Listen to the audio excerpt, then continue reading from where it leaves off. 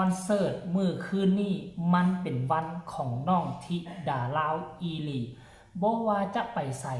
งานอยู่เจใดของมุมวัด FC แฟนคลับก็ทักก็เข้ามาถ่ายรูปสบายดี FC แฟนคลับมาพบมาพ้อกันตอนเช้าๆมื้อนี้แปลกแน่จักหน่อยนึงท่านผู้ชมโดนนานมาแล้วที่พวกเราบ่ได้เฮ็ดคลิปตอนเช้าแต่ว่ามื้อนี้เป็นวันที่พิเศษหลายได้มีโอกาสตื่นมาตอนเช้าเพราะว่าเรื่องราวของน้องธิดาลาวในค่ำคืนที่ผ่านมามันค่อนข้างว่าเฮ็ดให้พวกเราอยู่ในอกอยู่ในใจฮีบตื่นขึ้นมาเฮ็ดคลิปทำข่าวท่านผู้ชมมื้อวานนี้พวกเราได้เห็นคลิป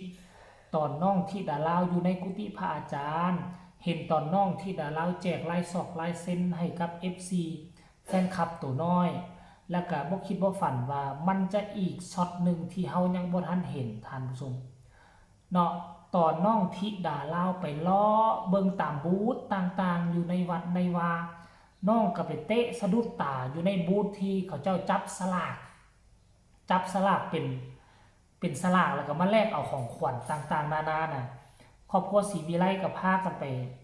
จับสลากตามปกติแล้วก็บ่คิดบ่ฝันว่าพนักงานผู้ที่ดูแลการจับสลากก็จื้อหน้าจำตาว่าเป็นธิดาลาวแล้วที่เฮ็ดให้ค่อยปลาบปลื้มใจหลายกว่านั้นคือ FC แฟนคลับมาจากไสบ่ฮู้จักกันเห็นน้องธิดาลาวกับปรารถนาใส่ชุดลาวเดิมจับสลากอยู่ทุกคนแลนโห่กันเข้ามาขอถ่ายรูปจับมือซูนแขนทานผู้ชมเอ้ยน่ะต่อนี้ไปน่ะทุกเวทีมันต้องเป็นแบบนี้อยากให้พ่อฮักแม่ฮักอนาคตคันท่าว่าอยากจะซัพพอร์ตน้องธิดาลาวช่วยพากันตัดสุดลาวแบบลาวเดิมคือน้องใส่เมื่อวานนี่แหละหรือจะตัดสุดอีกสุดนึงเป็นสุดหลวงพระบางเป็นสุดราชสำนักหลวงพระบางซึ่งแม่ยิ่งลาวใส่จะตอนแต่งงานจะได้ใส่สุดแบบนั้นมีมงกุฎพร้อมคันท่าผู้ใดมีเงินมีคำ FC แฟนคลับอยากซัพพอร์ตอยากให้ซัพพอร์ตสุดแบบนั้นถ้าน้องใส่สุดแบบนี้มันจะเป็นเอกลักษณ์ติดตัวของน้องไปแล้วจะเฮ็ดให้คนจดจือเอกลักษณ์ประจำตัวของน้องธิดาลาวการที่เฮ็ดบ่คือไผมันอาจจะเป็นจุดเด่นเฮ็ดให้ FC แฟนคลับเฮ็ดให้น้องมีกระแสโด่งดังขึ้นกว่าเก่าสำหรับค่อยคิดว่าแบบนี้นะท่านผู้ชมเอ้ยเพราะว่าแมนยูว่าน้องเป็นหมอลำขั้นการแต่งตัวแบบหมอลำธรรมดามันคือหมอลำคนอื่นแต่ว่าน้องมีชื่อว่าธิดาลาวเป็นธิดาเป็นลูกเป็นเต้าของคนลาวแต่ถ้าใส่ชุดลาวเข้าไปจะกลายเป็นเอกลักษณ์ประจำตัวของน้องทันทีสิ่งที่มันแปลกหูแปลกตาคือกับหมอลำคนอื่นก็คือชุดในเมื่อชุดแปลกหูแปลกตาคนมันจะจดจำจะจดจือแบบง่ายดายเลยท่านผู้ชมมันจะบ่คือไผและโอกาสที่กระแสน้องจะโด่งจะดังโอกาสที่น้องจะมีชื่อเสียง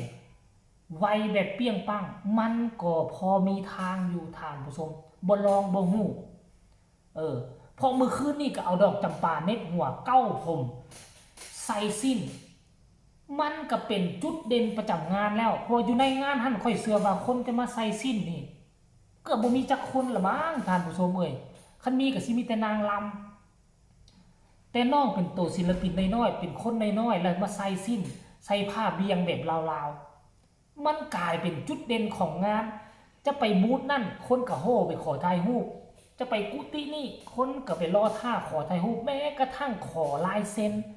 อันนี้เป็นสิ่งที่บ่เคยเกิดขึ้นในชีวิตน้องธิดาลาวตั้งแต่มาเป็นศิลปินตั้งแต่เข้าวงการหมอลำรายละเอียดให้ทุกคนไปส้มคลิปนี้สากอนว่าแมนแท้บอมีคนมาขอถ่ายรูปอีหลีแท้บอตอนจับสลากไปส้มคลิปนี้แล้วจังมาพ้อกันในช่วงต่อไป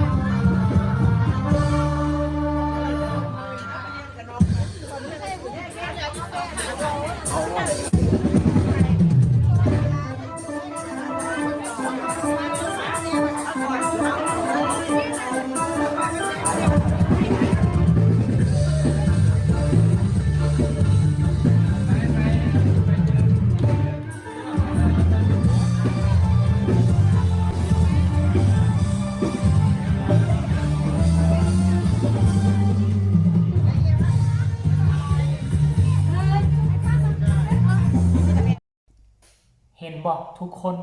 คือน้องมีการพัฒนาขึ้นทุกมือมีการพัฒนาขึ้นทุกงานการห้องการรำการแสดงออกน้องเก่งขึ้นทุกวันแล้วฐาน FC แฟนคลับก็คือกัน FC แฟนคลับของน้องธิดาลาวก็เช่นเดียวกันมีการพัฒนาจาก FC ผู้เท่าก็เริ่มมี FC ผู้หนุ่มวัยกลางคนและล่าสุดกับ FC แฟนคลับรุ่นลาวข้าวเดียวเอิ้นว่าเด็กน้อยขึ้นใหม่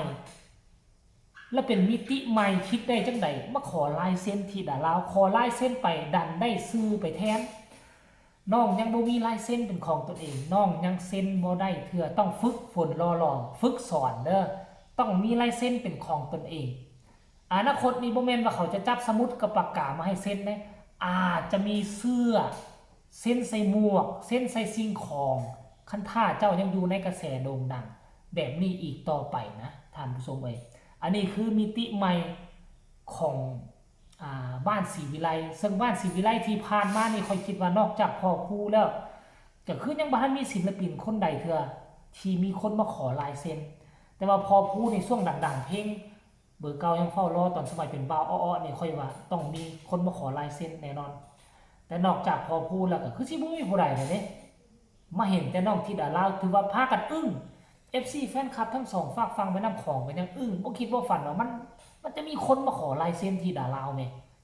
เมื่อวานนี่ขอประมาณ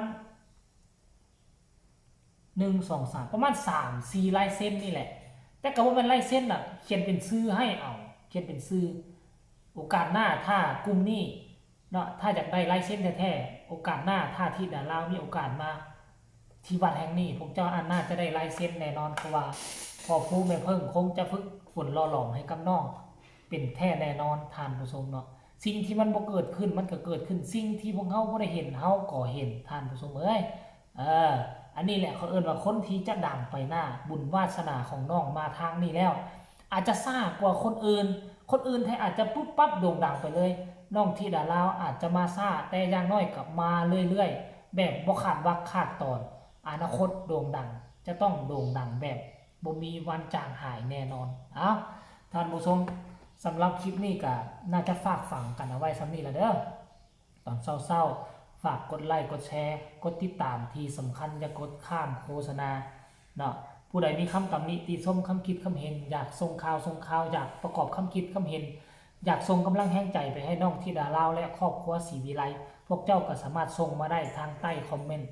สำหรับคลิปนี้ขอลาทานผู้ชมไปเพียงซ้ำนี้สบายดี